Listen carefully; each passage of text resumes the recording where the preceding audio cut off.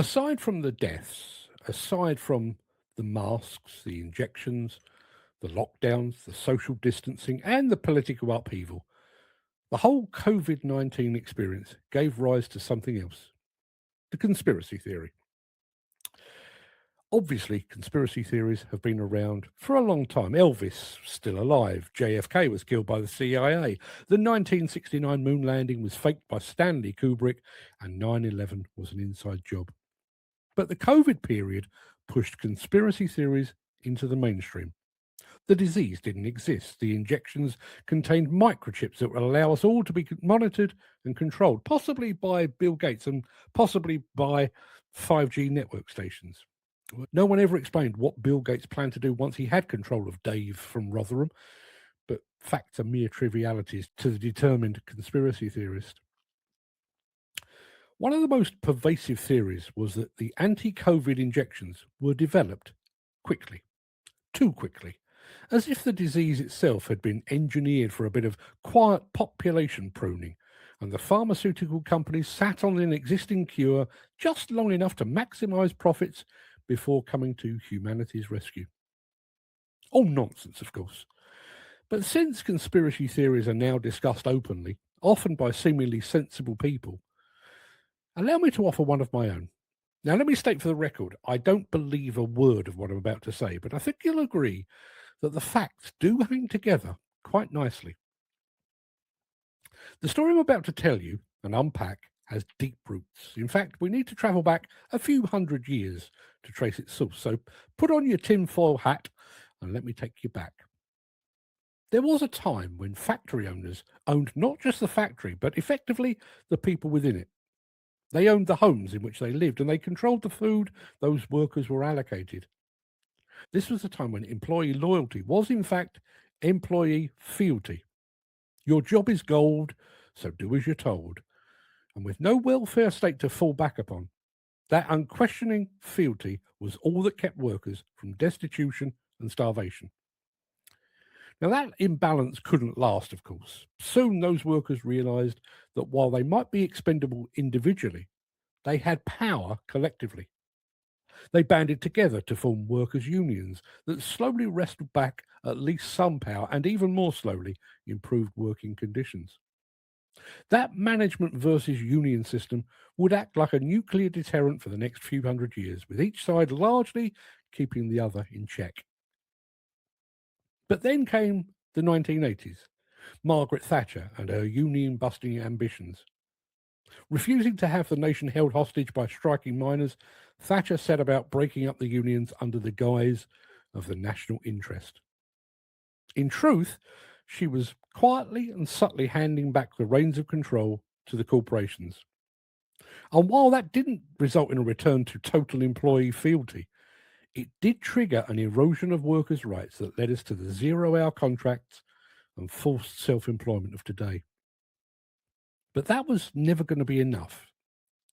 Yes, it handed back greater level of control to the corporations, but it didn't solve the three human-related issues that have plagued the employment landscape forever. Men and women still get sick. They still want time off for holidays or to care for their children or their elderly parents. They're notoriously unreliable, and the quality and precision of their work fluctuates wildly from one day to the next, depending on what mood they're in. Humans are, in effect, a bottleneck, a weak link, a grain of sand in the gears of industry. Now, even in this enlightened post-union age, it would take a very brave corporation to announce that it was going full non-human. There'd be outcry, protests. They'd be savaged in the media, assuming the media could get its head out of its arse for long enough to notice. So what if they decided to be more subtle about it? What if they decided to play the long game? What if those corporations engineered a situation in which the replacement of man with machines was the only viable remaining option?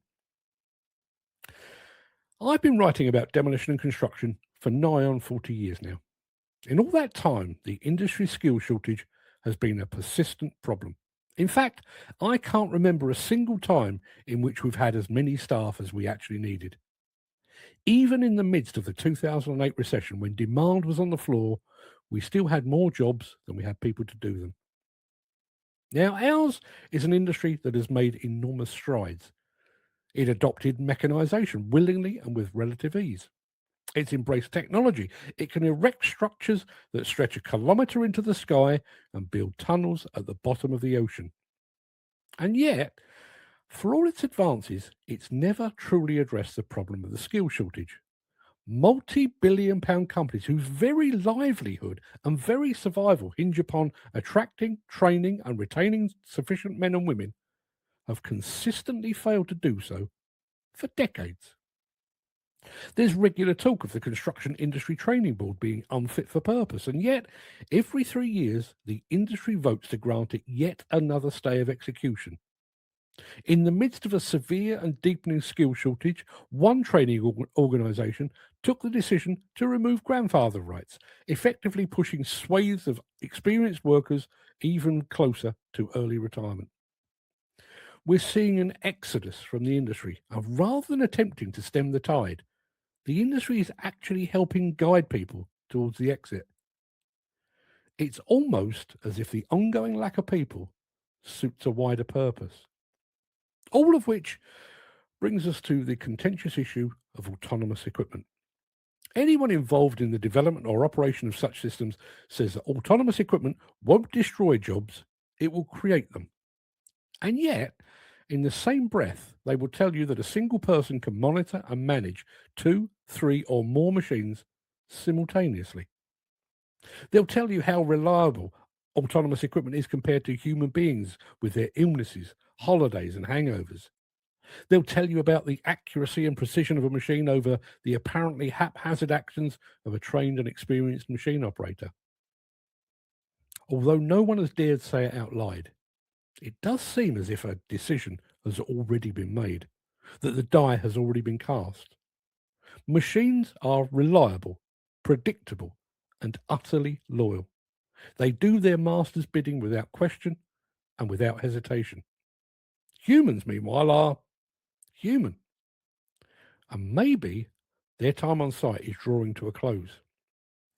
This is not ethnic cleansing because it will affect everyone regardless of race, creed, colour, or gender. But maybe the grand plan is species cleansing, the stealth eradication of those unreliable bags of blood and organs, and their replacement with utterly loyal, utterly reliable machines. Now, to be clear, I don't believe a word of this. I don't believe there's a secret cabal of demolition and construction companies plotting to sideline humanity. Frankly, I don't think they possess the foresight to devise and execute a plan 30 years in the making. And yet the developers of autonomous equipment and the systems that make them work insist that their machines have been developed primarily to address an ever-deepening skill shortage. What they never mention is who created the skill shortage in the first place, who has consistently failed to address it, who's allowed it to fester.